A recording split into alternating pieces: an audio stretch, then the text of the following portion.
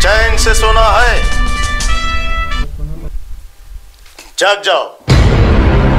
30 लाख रुपयांचे बिल काढून देण्यासाठी 5,000 रुपयांच्या लाचेची मागणी करून ती स्वीकारण्याची तयारी दर्शवल्याप्रकरणी लोकसेवक शंकर काशीनाथ कवठे या वरिष्ठ लिपिकाविरुद्ध गुन्हा दाखल करण्यात आला आहे। हा प्रकार सार्वजनिक बांधकाम विभागाच्या कार्यकारी अभियंता कार्यालयात बुधवारी 28 मे रोजी घडला। या प्रकरणी आरोपी शंकर कवठे याच्या विरुद्ध सदर बाजार पोलीस ठाण्यात गुन्हा दाखल करण्याची प्रक्रिया सुरू झाल्याचे सांगण्यात आले। याबाबत मिळालेली अधिक माहिती अशी, सार्वजनिक बांधकाम विभाग कार्यकारी अभियंता कार्यालयातील वरिष्ठ लिपिक शंकर कवठे यांनी दक्षिण सोलापूर तालुक्यातील मौजे हत्तूर येथील चर्मकार वस्तीत तक्रारदारांना भूमिगत गटार आणि सिमेंट रस्ता करणे अशा केलेल्या कामाच्या 4,24,759 रुपये बिलापैकी 2.5 लाख रुपयांचे बिल काढून देण्यासाठी शंकर कवठे यांनी तक्रारदार यांच्याकडे साहेबांच्या नावाने 5,000 रुपयांच्या लाचेची मागणी करून ती स्वीकारण्याची तयारी दर्शवली। त्यावरून आलेल्या तक्रारीची पडताळणी करून 5,000 रुपयांची लाच मागून ती स्वीकारण्याची तयारी दर्शवल्याप्रकरणी वरिष्ठ लिपिक शंकर कवठे याच्या विरुद्ध भ्रष्टाचार प्रतिबंधक कायदा कलम